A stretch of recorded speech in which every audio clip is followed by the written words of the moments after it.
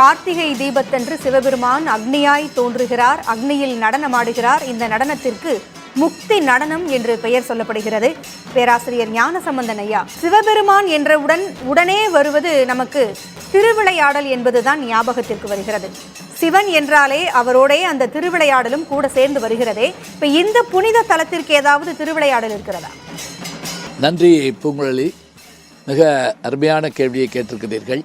இந்த திருவண்ணாமலை தலத்தினுடைய பெருமைகளை எல்லாம் நம்முடைய உடனிருந்து இதனை மிகச்சிறப்பாக எடுத்துரைக்கின்ற அன்பர்களுக்கும், குறிப்பாக மணிகண்டன் அவர்கள் சொல்லுகிற போது பல்வேறு செய்திகளை தொகுத்து சொன்னார். சுமந்திஸ்ரீ அவர்களும் இந்த வரலாற்று செய்திகள் எல்லாம் சொன்னார்கள். இந்த தலம் அத்தகைய பெருமை வாய்ந்த தலம் என்பதை நாம் அறிகிறோம். குறிப்பாக உள்ளம் பெருங்கோயில் ஊனுடம்பு ஆலயம், வள்ளல் பிரானுக்கு வாயில் கோபுரவாசல், தெல்லத் தெளிந்தார்க்கு சீவன் சிவலிங்கம், கள்ளப்புலனைந்தும் காணாம் வெளிவிளக்கே என்று இந்த உடம்பையே ஒரு கோவிலாக மாற்றி காட்டியவர் யார் என்று கேட்டால் திருமூலர் தான். உள்ளம் பெருங்கோயில் ஊனுடம்பு ஆலயம், இந்த உடம்புக்குள்ளே இருக்கக்கூடிய அந்த ஒளி தான் நம்முடைய ஆன்மா உயிர் என்று சொன்னால், அதுபோல தான் எம்பெருமான் ஒளிவடிவாக காட்சி தருகிறார். நீங்கள் கேட்டதைப் போல இந்த திருவண்ணாமலையினுடைய பல்வேறு சிறப்புகளில் ஒன்று என்ன என்று கேட்டால், பெரும்பாலும் திருவிளையாடல்கள் எல்லாமே மதுரையில் தான் நடந்தன.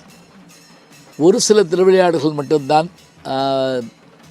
தமிழகத்தினுடைய பிற பகுதியில் நடந்ததாக நாம் பார்க்கிறோம். இங்கே ஒரு ஆச்சரியம் உண்டு. என்ன என்று கேட்டால், வல்லாள மகாராஜா என்கின்ற ஒரு மன்னன் சிவபெருமானிடத்திலே மிகுந்த அன்பு கொண்டு அவரிடத்திலே தன்னுடைய பக்தியை இப்போதும் தெரிவித்துக் கொண்டிருந்த அவனுக்கு பிள்ளை பேறு இல்லை. அப்போது அவன் வருந்தி கேட்டான், எனக்கு பிதிர்க்கடன் செய்வதற்கு யார் இருக்கிறார்கள் என்று கேட்டபோது சிவபெருமான், நானே வந்து உனக்கு அந்த காரியங்களை செய்து வைப்பேன் என்று சொன்னதாக ஒரு வரலாறு உண்டு.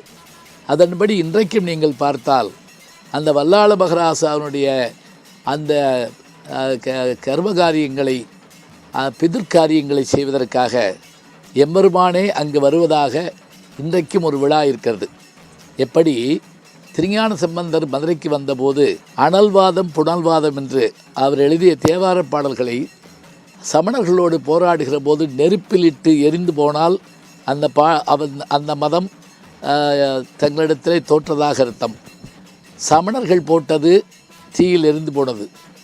திருஞான சம்பந்தர் இட்ட அந்த ஏடு தீயில் கருகாமல் இருந்தது. பிறகு புனல்வாதம், வைகை ஆற்றிலே ஏட்டை விட வேண்டும். அவர்களிட்ட ஏடு, சமணர்கள் ஏடு ஆற்றோடு போய் திருப்பாச்சேத்தி என்கின்ற இடத்தில் சேர்ந்தது. அதான் இப்போ திருப்பாச்சேத்திங்கிற ஊர். திருஞான சம்பந்தர் போட்ட ஏடு ஆற்றை எதிர்த்து கொண்டு ஓடி சோழவன் தான், நாங்கள் பிறந்த ஊர் அந்த ஊர் தான், அதுக்கு அருகில் உள்ள திருவேடகம் என்கின்ற ஊர், அந்த பகுதியில் அந்த ஏடு கரையேறியது. அந்த ஏட்டை குலச்சிறையாராகிய மந்திரியார் சென்று எடுத்து வந்தார் என்று வரலாற்றிலே பார்க்கிறோம். அதில் அது என்ன எழுதியிருந்தது? வாழ்க அந்தனர் வானவராணினம் வீழ்க தன்புணல் வேந்தனும் ஓங்குக ஆழ்க தீயதெல்லாம் மரணாமமே சூழ்க வையகமும் துயர் தீர்கவே என்று அங்கே அந்த பாடலை பாடியவுடன் கூன்பாண்டியனாக இருந்த மங்கையர்க்கரசினுடைய கணவனாகிய அந்த பாண்டிய மன்னன் நின்ற சீர் நெடுமாறனாக நிமிர்ந்தான் என்பதை பார்க்கிறோம். அதுபோல அந்த காட்சியை இன்றைக்கும் அந்த திருவேடகத்தில் நிகழ்த்தி காட்டுவார்கள். ஒவ்வொரு நாளும் ஒவ்வொரு திருவிளையாடலை மதுரையிலே சித்திரை திருவிழாவின் போது அதை நிகழ்த்தி காட்டுவது வழக்கம். இங்கே அதுபோல எம்பெருமான் வந்து செய்கின்ற அந்த லீலைகளை நாம் கண்ணார காண்கின்றோம்.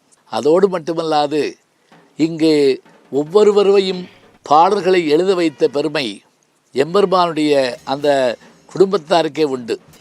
மணிவாசகரை திருவெம்பாவை பாட வைத்தார் சிவபெருமான் என்றால், அருணகிரிநாதரை பாட வைத்தது சிவனுடைய மகனாகிய முருகப்பெருமான் தான்.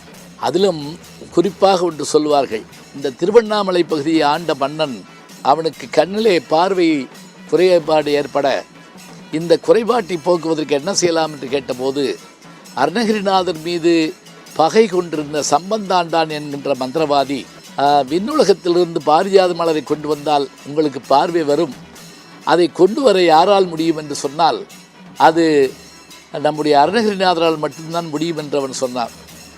உடனே மன்னன் கூப்பிட்டு அருணகிரிநாதரை நீ சென்று பாரிஜாத மலரை கொண்டு வர வேண்டும் என்று சொன்னவுடன் அவர் சரி கொண்டு வருகிறேன் என்று சொல்லி தன்னுடைய உடம்பை கோபுரத்தினுடைய இதிலே கிடத்திவிட்டு கிளி ரூபத்திலே கூடு விட்டு கூடு பாய்ந்து கிளி ரூபத்தில் சென்று அதை கொண்டு வருகிறார். அப்படி கொண்டு வருகிற போது அவர் போனவுடன் அந்த உடம்பை எடுத்து இந்த சம்பந்தாண்டான் நிறுத்திவிட்டார். கிளி ரூபத்தில் பாடியது தான் கந்தர் அனுபூதி. நெஞ்ச கடகல்லும் நெகிழ்ந்துருக தஞ்சத் தரிசன் முகனுக்கேல் செஞ்சற்புனை மாலை சிறந்திடவே பஞ்சக்கர ஆணை பதம் பணிவா மாடும் பரிவேல் அணிசேவரன பாடும் பணியே பணியாயல்வாய் தேடும் கயமா முகனைச் செறிவில் சாடும் அணியான சகோதரனே என்று அந்த கந்தரனுபூதியை அவர் பாடிய முடித்தவுடன் மன்னனுக்கு பார்வை வந்ததாக நாம் வரலாற்றிலே பார்க்கிறோம்.